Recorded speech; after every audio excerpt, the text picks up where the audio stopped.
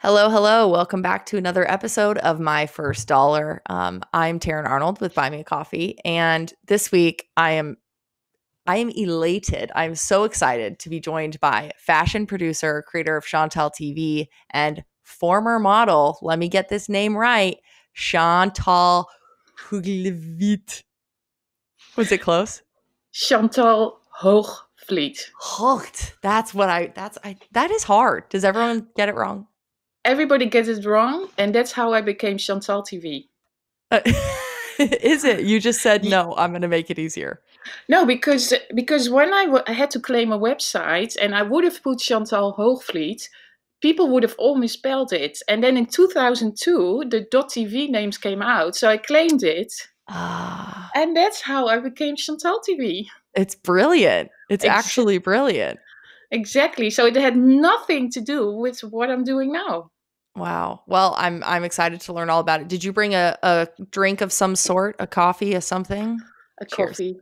Oh, yours Cheers. is so fancy. What are you drinking? It's a latte. What kind of milk? Well, I have raw milk, but that doesn't fluff up. So I Ah. use I use like the nut raw milk. That's not raw milk. You're like, Just uh-oh. just to get the effect, like so I that get you. like anyway. Yeah, it needs to look Santé. like the latte. Yeah, Yes, cheers. exactly. Wait, what did you say? You said something else? Cheers? Santé en français. In Oh, French you say santé. santé. That's Ex- beautiful. Exactly. Okay, Chantal, tell me. So I'm looking you up online. I'm finding all these things about what you do, who you are. You do a lot, and you've done a lot, and you've had a long career, doing all the things that you do. So why don't you introduce yourself to the audience? Talk about who you are and what you do. Okay, so I'm Chantal Hoogvliet. I'm Dutch. And I moved to Paris 24 years ago. So I live in Paris for 24 years. I started as a model in Paris and then moved into becoming a photographer agent. Hmm. And that's what I did for 14 years till video content on the net became really big. So I moved over to video content. And 5 years ago, I discovered live streaming, which became a total obsession. So that is like, in short, the story Yeah. how I got here. Um, What do you live stream about? What's a day's live stream? well, first of all, like what the live streaming, I live in Paris. So Yeah. if you live in Paris, Paris is a brand. So you can really easily broadcast, like whatever you see in the street. That's it's like living in New York, living in London. You walk Yeah. out and everything is for people has a wow factor. Totally. So when I discovered that, I always knew that people were interested in my fashion Hmm. business, and of course I had all the behind the scenes, front row. I could do whatever I wanted, Right. but I didn't want to give that whole package, especially for the big clients. I didn't want to give that away for free because it's my job. Of course. Yeah, Smart. so I was like, well, that's not going to work. So Yeah. then, then actually, somebody from the Netherlands who works in media said, but you're that lady that walks around every single day in Paris. You go from appointment to job.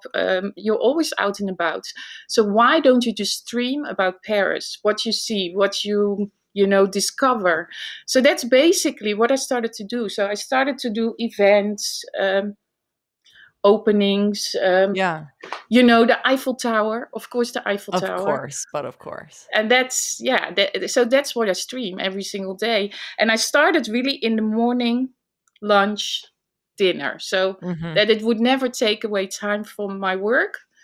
Oh, Now, it's like half half, yeah. but So is like, that yeah. is that your bread and butter? Like that's what you do most of the time. You're live streaming as a creator, or is there some other part of your career that you're focusing on more time or more energy? Well, being a fashion producer, you have to know a lot about Paris. So of course, I know all the locations. I know where everybody has to shoot.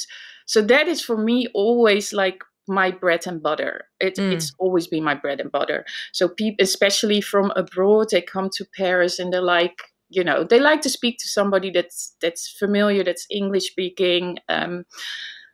So Hmm. big clients, but from TV, it could be anything. But Yeah. in between, I built up that live streaming, and now it becomes 50-50 also because of the lockdown, Yeah. because of the lockdown and because of this whole pandemic. Yeah. My work is like It's my all on pause and yeah, yeah. exactly. And that is really hard to maintain. And then when we were in lockdown, I started to broadcast every single day from my balcony and talking about how the first one in spring, how Paris was surviving, because really nobody went in the street, and how we were feeling. So every morning at 8 a.m., I was live on YouTube, Periscope, Twitter, Facebook. And Wow. so people really came in like, how is Paris doing? how You were how like are a Paris reporter. yeah, it's that's exactly what it was, a Paris reporter, but then from a citizen journalism kind of perspective. And Yeah. that's also how I actually grew, because when my account, because I have 250,000 plus followers on Periscope, Mm. was when I live in the 11th arrondissement, when we had the attacks. So when those Oh, attacks happened, I was on the street in the middle, in the triangle, so reporting about everything wow. that was happening. And that was really, really weird to experience that. That was, Oh my gosh, I the can't even. it was like 100,000 people, boom, in 1 week on your account, and all asking how you were doing. So that was pretty intense. But now Wow. it's What all fun. yeah. You're like, Now now we it's don't all, do that. no, no, no. I really stay away from that. Like that real hardcore citizen journalism, because in the meantime, a lot of live streamers came along, and I don't have to do that. I don't, Right. so that is You were the kind of. only person doing it at the time, so everyone flocked Nah, to you. it was not the only person. There were quite a few, but it was the message I brought. I Yeah. was always positive and not, like I always brought hope to the people, like that the Yeah. Parisians, that the locals were hanging in there. So Yeah. that was a great experience. Yeah. What was it like to grow, first to find all these followers and growth for something that like maybe you weren't trying to, it's not like you were live streaming about fashion or something that was like more what you knew about. What was that like? It was a shock. It was a Yeah. total shock, because if you get like in a week 100,000 people dropped on your plate, Yeah. you get so much interaction, so many questions. But not only that, because also the the mainstream media comes to you, like the BBC and all that. And from the Netherlands, they all wanted to interview, they all wanted to talk to you. And I was just like, what's how am what are you going to do with this? That's Yeah. because I was not going to be a reporter in that case. But luckily I had a friend in Amsterdam who was all the time, Chantal, stick to your brand, stick to your brand, stick to your brands. You Mm. are Chantal TV, you're this lady in Paris, you're showing these positive things, and just continue with that. And that's what I did. And then I even had the opportunity to grow even further. So I was able to hold on to That's the that's audience. Yeah, awesome. That's yeah, awesome. yeah. So much of what you create and your brand online is just you. It's just I'm a lady in Paris. I care about this. I care about fashion. I care about, the pretty view down the street, all of those things that are just inherently you. What is it like to have built a career and a following around just you as a person, not a part of you, but just who you are? Well, you still have boundaries, eh? Like I Yeah, am not. It's not like reality TV where I'm sharing everything. It is right. still in the boundaries. I have a husband. I have a child, so they are outside of that. Got it. So, um, yeah, it's me. But in the end, that's easy because it's me. You're authentic. So Yeah. you don't need to do anything special. Yeah. It's just me. I go out, and this is like the typical thing. I go sit in a cafe, have a coffee. Everybody around the world wants to sit in a cafe in Paris and have a coffee with me. Yeah. So what do I need to do? It is my brand. I'm not here to sell my brand. I'm here just to enjoy, my time with people that would love to be in Paris. And there's so many people in the world that can't visit Paris anymore, not only because of the pandemic, but because they are not fit enough or they can't afford it. Or Yeah. so what is better than just to hang out? Wow. That Yeah. is how do you still live stream every day? Yeah. How long in a day? It depends. Like in the early days, I had my limit of like 10 to 15 minutes per live stream. Now I can go from half an hour to an hour. Wow. But I don't edit. Yeah. I push a button, on my phone. Poof, Yeah. I go live. I talk. It's like a FaceTime. And then I close it off and I'm done. Wow.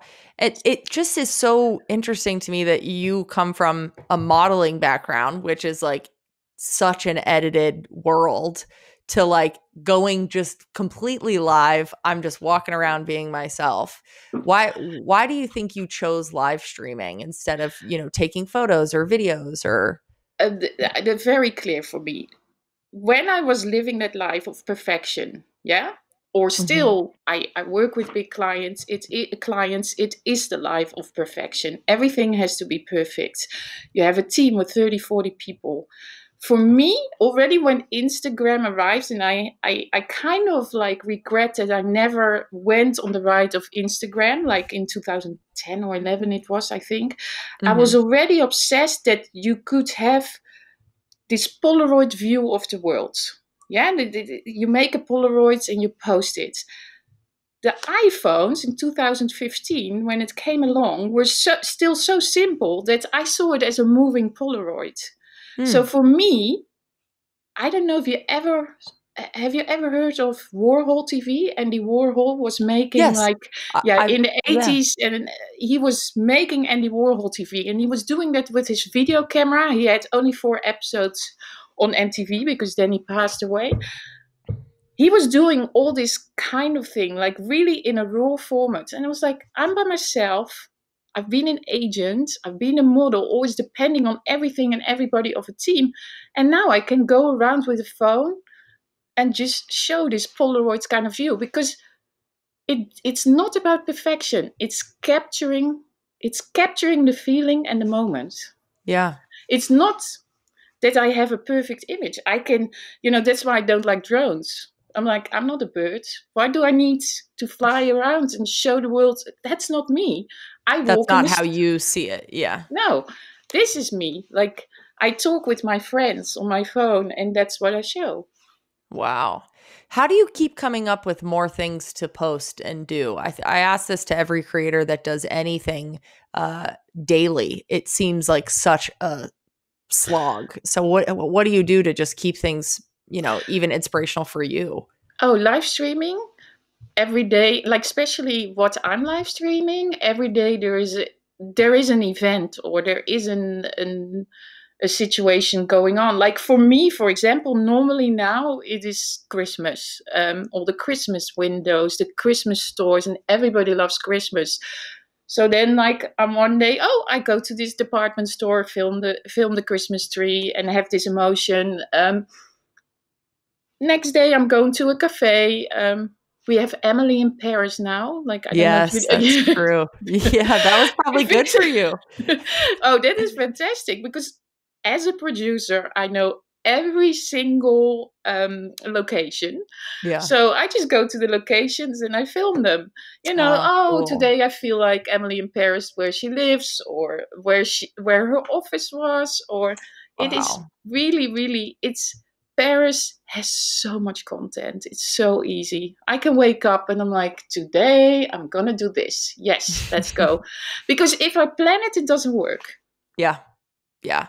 That's maybe the magic of Paris itself is like it's meant to be just walked around. And what is it that you love so much about Paris? Because it's nice to I don't know, it's nice to see someone love a city like that. I feel that way about Amsterdam. I think Amsterdam is the perfect city. I think it's Oh, the greatest place in the world. oh wow. Yeah, because my husband, he's from New Zealand. He Uh-huh. lived in Amsterdam also for quite a few years, and Yeah. Amsterdam is Disneyland. I lived there for 5 years. I Yeah. really enjoyed myself in Amsterdam. I still love to visit Amsterdam. But what I really never had the feeling in Amsterdam, if I was there, I had to leave after 1 week. While Yeah. when I'm in Paris, I don't have to go anywhere else. I just like when I'm in Paris, I always had this feeling I miss things when, like opportunities or situations. While being in Paris, it's such a hub. It's fashion capital number one. Well, sorry, Yeah. Milan, New York. Um, um, so I know I don't miss anything. So to settle here, we were supposed to stay here for 1 year. And 24 years later, we're still here. And our daughter left. She went to Montreal. And we're like, Oh, wow. okay, Papa, Mama are here. And Bye, girl. have a good life. yeah, but but that is super, super bizarre to, after all those years, we're still here 24 years later. So New York, because my husband was working there as well, it never picked me up. And I was like, no, it's not, I'm going to stay in Paris. I just love it. The Yeah. Eiffel Tower. Why is the Eiffel Tower where the Eiffel Tower is? Because the energy is good. Yeah. That's man, you're making me want to go to Paris. I'm so sad that there's a lockdown right now. It's killing me. Next summer, you hopefully Next can come back. summer. I Yeah. hope so too. Yeah. So did you see your career going this way, or where did you think it would go? Well, when I became a photographer agent, a fashion photographer agent, and like a fashion producer later, there was a lady who was a little bit older, and she said, being 65 and then still being an agent or taking care or manage talent, I was like, no, that's not possible. Hmm. And it all felt like I was taking care of all these people all the time, and when I actually I crashed at one stage because my daughter was becoming a teenager and I was getting scared that I was not spending enough time with her. And Hmm. then I realized I needed to spend time by myself, like the creative, like midlife crisis woman. Uh, Yeah. I can't paint, so painting was not an option. And so and then live streaming just came along. So I never foresaw this part, I never saw this coming, but it is so me. It is so, Hmm. like, can I do this till I'm 80? Probably. I don't And that know. would be fun to watch. I would love Exactly. to watch that. Yeah. Yeah. And also, I think like content made by not only the millennials and the younger ones, but to a little bit more live experienced people, it's there is an industry now as well. Totally. And Yeah. yeah. That's cool. I didn't even think about that. Like it's so dominated. The space is so dominated by, people in their 20s and maybe 30s, but like even teens. I guess it's teens to 20s. What does that feel like for you being like you've got some experience under your belt, you've had a whole life? Like what does it mean Oh to get to do all this? no, for me it is, I'm very grateful I can do this. I am Yeah. very, very grateful, and also because I have a daughter that is actually 19 years old who hated social media, who's finally starting to adopt to it and Mhm. sees that that is the future. Like, you know, so she has to work with it. And it's interesting to see how young people, when I was young, kids wanted to be a princess or a pilot. Mhm. Now they want to be a YouTuber or a gamer, Yeah. professional gamer. And I've had a lot of kids, because I have a teenage daughter, like actually talk to me because they think it's cool that that old lady is on social media live streaming. Uh, so they ask kind of advice, and I'm always like, well, guys, if you want to do that, it's possible, but please finish school. So Yeah. set times to do your homework, and then outside of homework, you can spend time with whatever YouTube or whatever gaming platform you like, and then start to experiment and all that. But for me, like that, I have managed creative people. So for me, it's that the kids Yeah. are doing that. It's totally normal. And What that I'm advice? doing it while I'm older, but it's maybe also normal. I don't know. Yeah, it is. All of it's normal now. Yeah. What advice would you give to someone who is interested in trying something new that puts themselves out there on the internet or somewhere public, but is scared of failing or is scared of not being, perfect or polished while they're doing something new like that? First of all, nothing is perfect. Nothing has to be polished. Everybody has something unique. And if it's with live streaming, making a picture on the Instagram, just do it. Just do it. Try it. Like also my skills, maybe after 100 episodes or 100 streams started to come along.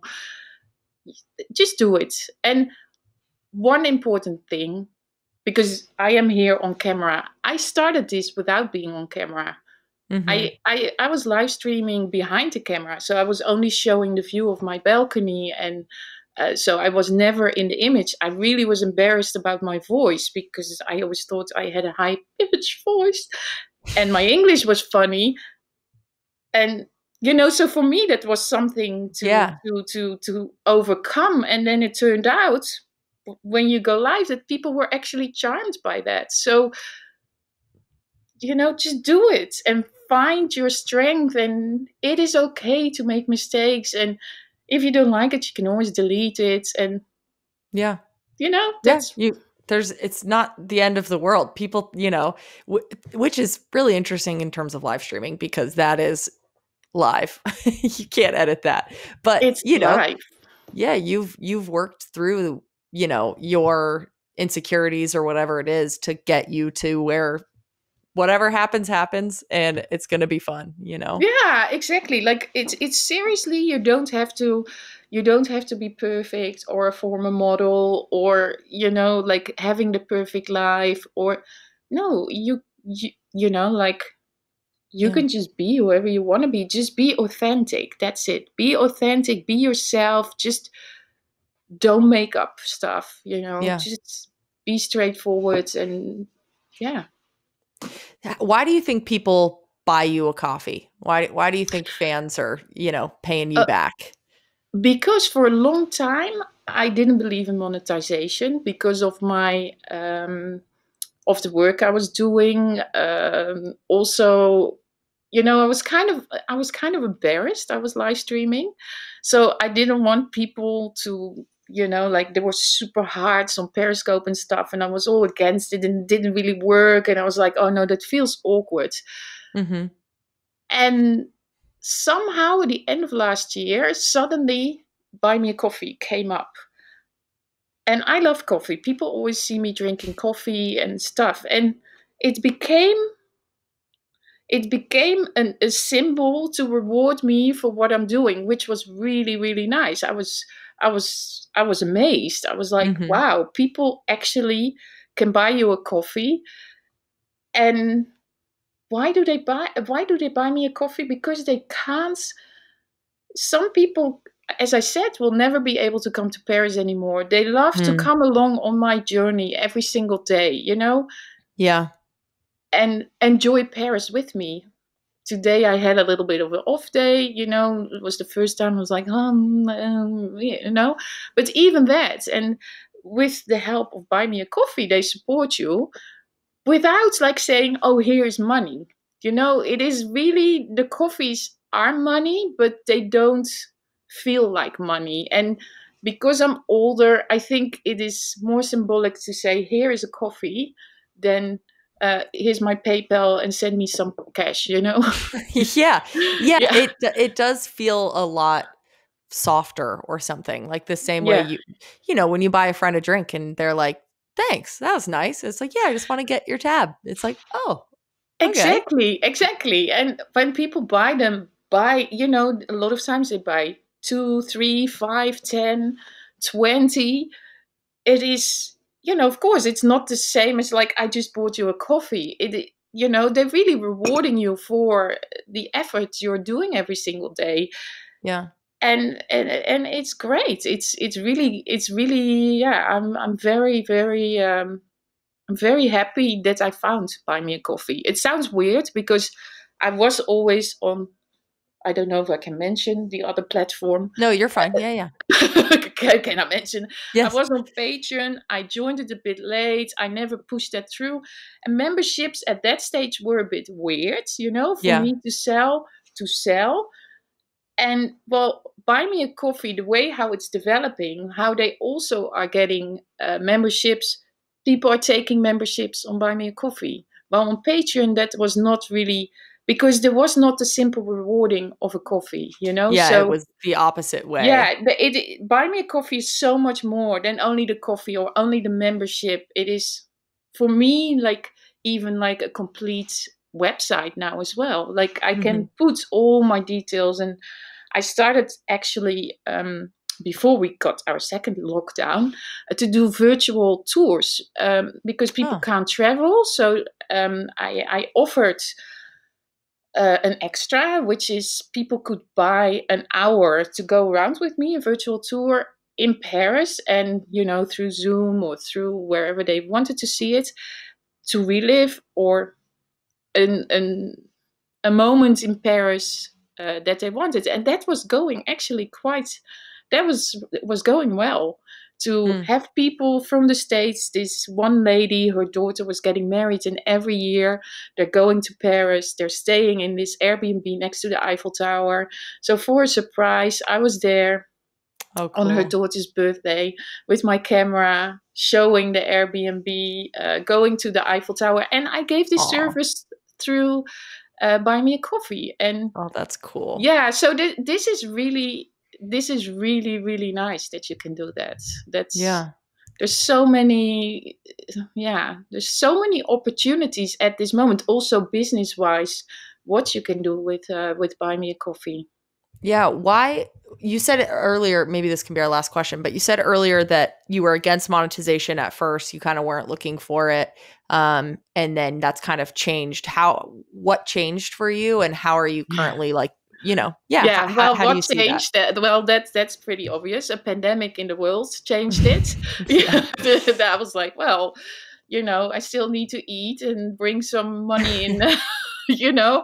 Yeah. Um, so this is a good solution, and also it builds your community. You know, Yeah. you the people that are buying your coffee, a lot of times they're very very close knitted in the community, so that is Yeah. the way how you grow. I mean, it happens with other platforms as well, but this is what I really think is important, because the future will be all about community, because we don't need hundreds of thousands or millions of subscribers anymore. We need a connection with our viewers. And yeah, Yeah. with Buy Me a Coffee, it's really good to build that up. So I'm super happy with that. And I also always say, like, I have so many Periscope followers, but to be honest, when I had 5,000 followers, that was the perfect amount because I knew everybody. Oh, cool. So I think it's not about having lots of followers. It's about having a very nice community, Hmm. you know, that you're creating content for. And then you don't need, you know, thousands of views. You can have like 100 views or Yeah. 150 views. Yeah. So it's Well, really, yeah.